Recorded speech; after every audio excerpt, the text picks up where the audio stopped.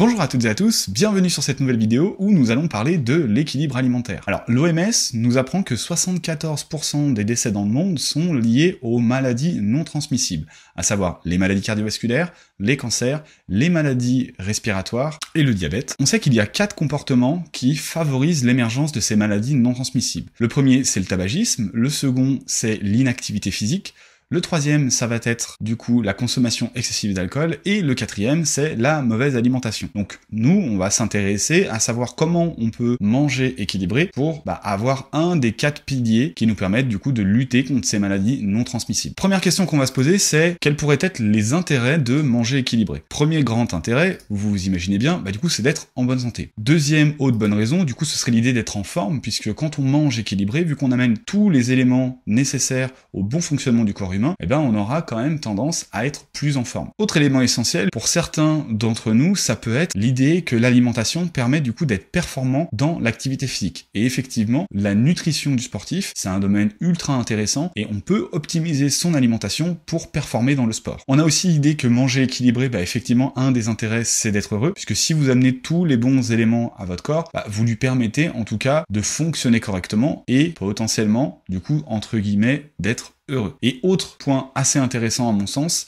c'est de faire des économies. On pense souvent que manger équilibré, ça coûte cher et que du coup ça prend du temps. Alors, ça coûte pas cher, en réalité on peut faire des économies en mangeant équilibré, par contre effectivement, ça demande une certaine logistique, puisque pour créer des menus équilibrés, effectivement, il va falloir passer un petit peu de temps en cuisine. Alors, on me pose souvent la question, mais ça veut dire quoi manger équilibré? Donc souvent, je commence par le commencement, c'est-à-dire ce qu'on peut voir à la télé. Donc à la télé, on a des messages, par exemple, vous connaissez tous le message, pour votre santé, évitez de manger trop gras, trop salé, trop sucré. Donc ce message a le mérite d'exister, mais malheureusement, il n'est pas forcément très compréhensible. On a tous conscience qu'il faut pas manger trop gras, trop salé, trop sucré, mais on n'arrive pas spécialement à le projeter dans notre assiette. Ça veut dire quoi concrètement? Est-ce que j'ai le droit de boire un coca ou est-ce que j'ai pas le droit? Est-ce que je peux saler mes plats? Est-ce que j'ai pas le droit? Est-ce que j'ai le droit d'utiliser des matières grasses? Est-ce que j'ai pas le droit? On se perd un peu dans ce message qui est, à mon sens, un peu trop généraliste. Autre petit point qu'on retrouve du coup comme slogan à la télé, c'est pour votre santé, mangez au moins 5 fruits et légumes par jour. Alors ça, c'est déjà quelque chose de plus tangible, c'est plus concret, et on va essayer de voir un petit peu ce que ça voudrait dire d'un point de vue alimentation journalière. Donc 5 portions de fruits et légumes, on est d'accord que c'est pas boire 5 alcools de fruits et de légumes. Ça, c'est réservé, du coup, à la parodie et à mon grand-père qui me dirait « Mais oui, il faut boire un petit coup de gnôle, c'est un fruit et légumes. » Non, on est d'accord que c'est juste pour la blague. Alors, si on regarde réellement manger 5 fruits et légumes par jour, en règle générale, on considère qu'il faudrait sur une journée 3 portions de légumes et 2 portions de fruits. Ça pourrait être aussi 4 portions de légumes et 1 portion de fruits. Donc quand on va sur le site Manger Bouger, donc le programme national nutrition santé qu'on a en France pour promouvoir l'alimentation saine, on apprend qu'une portion de fruits ou de légumes, c'est au minimum 80 grammes. Donc si on projette ça sur les 5 portions, ça veut dire qu'il faudrait manger globalement 400 grammes de fruits et légumes par jour. Donc ça a le mérite d'être plus clair par rapport à, pour votre santé, éviter de manger trop gras, trop salé, trop sucré. Autre petit slogan qu'on peut voir, c'est pour votre santé, évitez de grignoter. Effectivement, le grignotage souvent s'accompagne de consommation d'aliments qui sont plutôt des aliments très industriels et très caloriques. Donc effectivement, éviter de grignoter, ça a du sens. En fait, c'est plutôt, on parle de snacking. En réalité, on peut très bien mettre en place des collations saines dans une alimentation équilibrée. Mais ici, ce slogan, il est vraiment là pour dire d'éviter de manger plein de petites cochonneries entre les repas. Concrètement, ça veut dire quoi manger équilibré? Donc on va voir dans cette vidéo 2 modèles qui sont des modèles américains qui vont nous permettre du coup de composer des assiettes équilibrées juste en raisonnant visuellement. Pas besoin de peser, pas besoin de s'embêter à favoriser un aliment par rapport à un autre, l'idée étant de varier, et on va voir le premier modèle qui est un modèle simple, le deuxième modèle qui est un modèle un peu plus complexe, et puis je vous montrerai le modèle que moi j'utilise dans mes consultations. Le premier, c'est le MyPlate, qui a été du coup designé et créé par le département de l'agriculture américain. Et le second, du coup, qu'on va aller voir, c'est celui qui a été un peu peaufiné par l'université de Harvard, et on va aller voir du coup ce fameux Healthy Eating Plate. L'idée ici, c'est vraiment d'avoir accès aux aliments qu'on doit mettre dans nos assiettes et les portions qu'on devrait se servir. Donc le but de cette vidéo, c'est vraiment de vous donner les clés du succès pour composer une alimentation saine et équilibrée sans trop se prendre la tête. Et c'est ça qui est important. Si je vous demande de tout peser tous les jours, matin, midi et soir, pour chaque item dans votre assiette, vous allez le faire pendant une semaine, voire 2 semaines, peut-être 1 ou 2 mois, mais au final, ça va être quelque chose de tellement contraignant que ça ne perdurera pas dans le temps. Et en plus, le fait de peser, on aura vraiment l'impression d'être au régime. Alors que juste en raisonnant à l'assiette, on aura juste besoin de mettre certains aliments en certaines proportions, on arrivera à créer une assiette équilibrée simplement. Alors, allons voir le premier modèle qui est le modèle du MyPlate. Donc dans le modèle du MyPlate, en fait, on représente une assiette. Cette assiette, on la sépare en deux. D'un côté, on met des fruits, des légumes, et de l'autre côté, on va mettre des féculents et des protéines. Donc si on résume, un repas équilibré contient un fruit, un légume, une source de féculents, donc ça peut être des pommes de terre, des pâtes, du pain,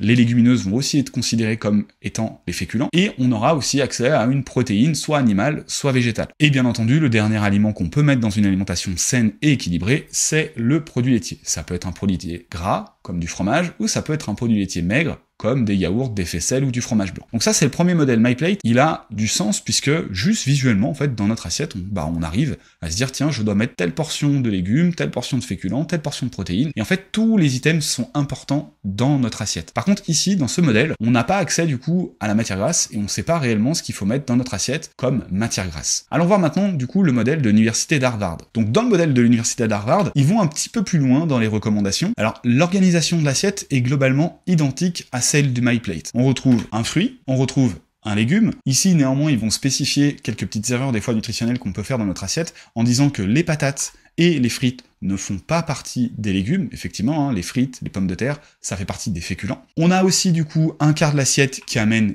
des féculents, mais ils vont un petit peu plus loin aussi dans la recommandation en disant que les féculents devraient être plutôt complets et qu'il faudrait essayer d'éviter les féculents blancs, à savoir le riz blanc, les pâtes blanches et le pain blanc. Et il faudrait plutôt s'orienter vers des féculents complets, à savoir le pain complet, les pâtes complètes et les riz complets ou les riz bruns, les riz rouges, les choses comme ça. Après, on a aussi du coup un quart de l'assiette en protéines, qu'elles soient animales ou végétales. Et encore une fois, ils vont un petit peu plus loin dans ce qu'ils considèrent comme étant des protéines saines. Alors ici, ils considèrent que les protéines saines sont des protéines du poisson, des œufs et des volailles, et ils rajoutent dans cette catégorie des protéines, plutôt les protéines végétales, que sont les noix et les légumineuses. Ils mettent un petit focus du coup sur la viande, donc la viande rouge notamment. Il faudrait limiter la viande rouge, et nous en fait on a la même recommandation en France. On a une recommandation qui est pas plus de 500 grammes de viande hors volaille par semaine, donc ce qui revient à limiter un petit peu les viandes rouges, et ils disent aussi qu'il faudrait limiter la consommation de fromage. Et en fait, en France, on a exactement la même recommandation. On vous dit pas plus d'une portion de fromage par jour. Et dans ce modèle, il spécifie aussi qu'on devrait exclure complètement les charcuteries de notre assiette, à savoir le saucisson, les pâtés, en fait toutes les charcuteries qui sont issues du monde animal et les viandes processées. Et en France, on a le même genre de recommandation puisque le PNNS nous indique qu'il faudrait limiter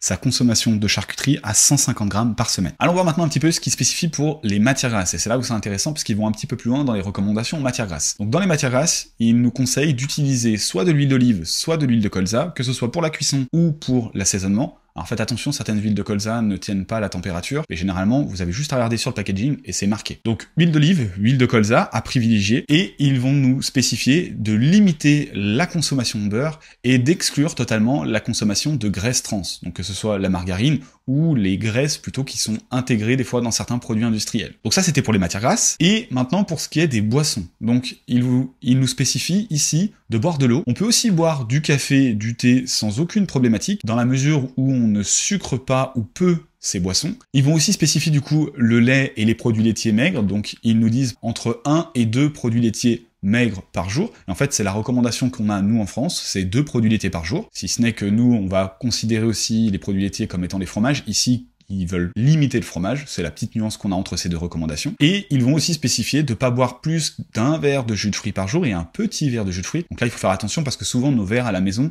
si on le remplit, si on a des gros verres, on peut facilement tendre vers 200 ou 300 ml. Sachant qu'un petit verre, c'est plutôt 100 à 150 ml. Et ça, c'est la recommandation qu'on a nous aussi en France. Pas plus de un verre de jus de fruits par jour, un verre de jus de fruits étant 150 ml. Et ici, ils vont plus loin et ils nous disent carrément d'exclure totalement les boissons sucrées type soda. Autre petit point que j'aime beaucoup dans ce modèle, c'est justement l'idée de rester actif. En fait, ils considèrent la santé comme étant l'alimentation saine, mais aussi le fait de rester actif, donc de mettre en mouvement son corps et d'essayer de le solliciter d'un point de vue mécanique. Et ça, on avait vu dans d'autres vidéos que l'activité physique est ultra importante pour rester en bonne santé. Alors, on va essayer de s'inspirer de ces deux modèles et je vais vous présenter du coup les modèles que moi j'utilise en consultation. Donc, le premier modèle, c'est un modèle mnémotechnique. Je dis souvent à mes patients, en fait, manger équilibré, c'est simple comme les 5 doigts de la main. Et en fait, ce modèle permet justement de se dire, je dois avoir chaque item sur mon repas, mais je ne dois pas avoir de redondance. Donc on va y revenir. Donc première chose qu'il faudrait mettre à profit dans son alimentation, c'est déjà de mettre une crudité en entrée. avec laquelle, bien entendu, on va faire une vinaigrette, donc soit de l'huile d'olive, soit de l'huile de colza, du vinaigre et de la moutarde. Dans notre assiette principale, il faudrait qu'il y ait un légume, donc une cuidité, il faudrait qu'il y ait une source de protéines et un féculent. Donc ici, pour l'instant, je ne spécifie pas la qualité ni des protéines ni des féculents, et ça, en règle générale, je le réserve pour d'autres consultations pour aller un peu plus loin et monter en compétences. Donc au départ, c'est juste l'idée de connaître les items que je dois mettre dans mon assiette. Donc ça, c'était l'assiette principale. On verra par la suite les proportions qu'on doit mettre dans notre assiette. Et après, je dis à mes patients, du coup, il faudrait un produit laitier. Ça peut être soit un yaourt, un fromage blanc, une faisselle, soit un bout de fromage, avec la seule indication, c'est que c'est une portion de fromage par jour. Et il faudrait aussi, du coup, un fruit. Donc là, ça vous donne, en fait, le modèle que j'utilise souvent. C'est l'idée d'avoir les 5 items sur un repas. En réalité, si vous devez apprendre pour vos cours, par exemple, de créer un repas équilibré d'un point de vue restauration collective, dans ces repas, en fait, on va faire crudité et cuidité. Donc en fait, il faudrait un fruit ou un légume cuit et un fruit ou un légume cru. Moi, je pousse un peu le vice dans l'idée que je vais dire qu'il faut un légume cru et un légume cuit et un fruit qui peut être au choix cru ou cuit. Ça, c'est vraiment pour optimiser le volume du repas, ce qui permet d'avoir un sentiment de rassasiement qui est très important, et en fait d'être repu à la fin du repas, mais de pas avoir le gros coup de barre post-digestif quand on a fait un repas un peu trop riche. Donc ça, c'est le modèle que je donne, et en plus, souvent, je vais axer mon discours en disant, attention, il ne faut pas faire de redondance. Et en fait, dans notre alimentation, on se rend pas compte, mais on arrive à faire pas mal de redondances. Je vous donne un exemple, souvent le fromage, c'est un aliment sur lequel on va faire des redondances. Souvent, on peut se dire, tiens, je mets un peu de fromage dans ma salade, je vais mettre un peu de fromage sur mes pâtes,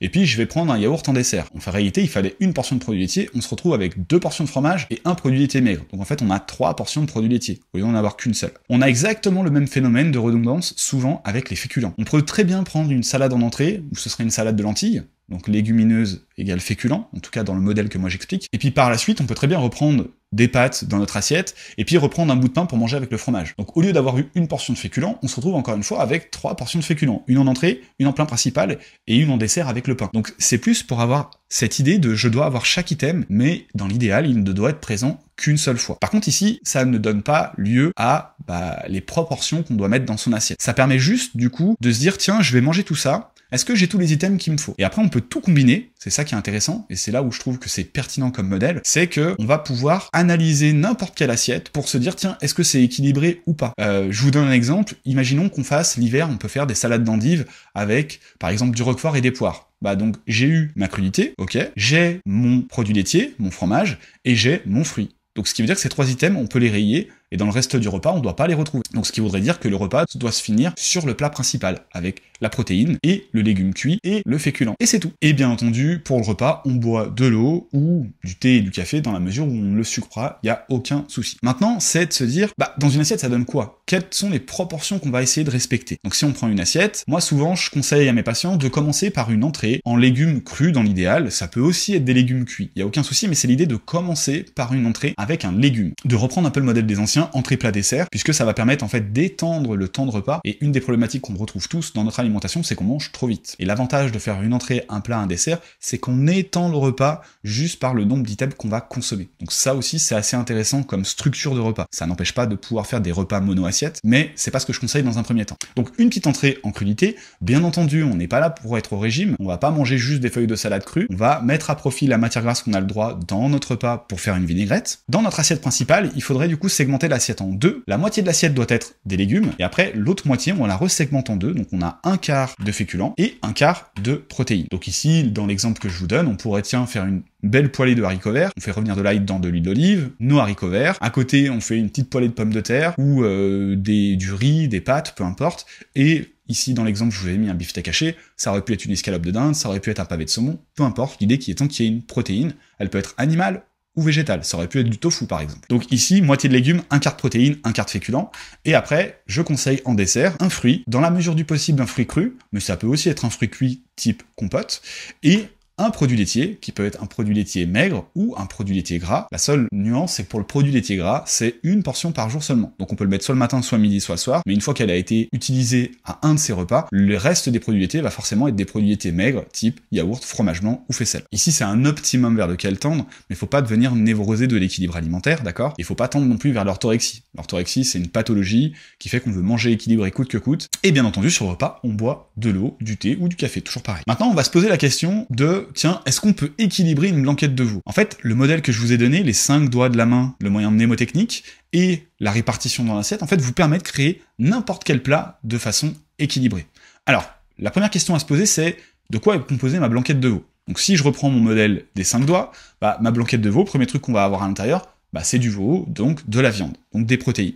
Ok, les protéines, check. On va utiliser généralement de la matière grasse pour faire revenir nos oignons et notre viande, pour faire rissoler la viande au départ. Donc on va utiliser de l'huile d'olive pour faire ça. On va utiliser du coup des légumes, donc les carottes, les champignons, les oignons et tous les autres condiments que vous voulez utiliser, il n'y a aucun souci. Donc on a eu notre légume dans la blanquette de veau, et généralement on va servir ça avec du riz, donc on aura eu notre féculent. Qu'est-ce qu'il nous resterait à mettre en place dans notre assiette? Eh ben on pourrait rajouter une petite entrée en crudité, on pourrait rajouter un produit laitier, et on pourrait rajouter un fruit. Alors ici la petite nuance, c'est que du coup, on utilise déjà quand même pas mal de matière grasse pour faire la blanquette de veau. On pourrait très bien se dire, tiens, ma crudité, dans la mesure où j'ai utilisé beaucoup de matière grasse déjà pour faire ma blanquette de veau, ma crudité, je vais l'associer avec mon produit laitier et je vais faire une sauce au yaourt par exemple. Et auquel cas, on terminera par le fruit et on aura eu notre assiette équilibrée. Donc ici, on peut réellement se dire, oui, on peut faire une blanquette de veau équilibrée sans souci. Maintenant, par contre, ce qui va être important, c'est comment on va répartir les différents items dans notre assiette. Comment on organise l'assiette grâce à la blanquette de veau. Donc on reprend un peu le modèle que je vous avais présenté, à savoir moitié de l'assiette en légumes, un quart de protéines, un quart de féculents. Donc on va venir diviser visuellement notre assiette. Et effectivement, il faudrait remplir la moitié de son assiette avec les crudités,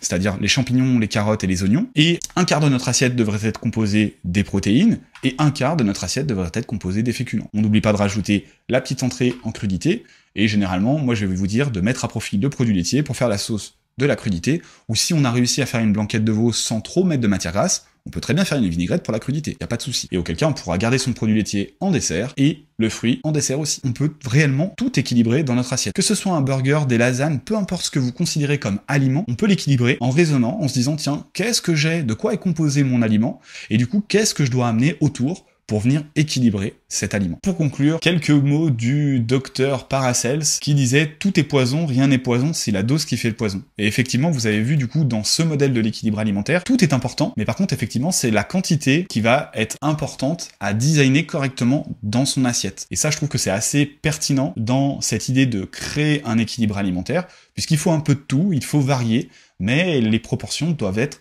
un peu spécifiques pour pas qu'on abuse de certaines catégories d'aliments et pas que ça devienne du coup, entre guillemets, des poisons. Donc on en a terminé pour cette vidéo. Sur ce, je vous dis à bientôt.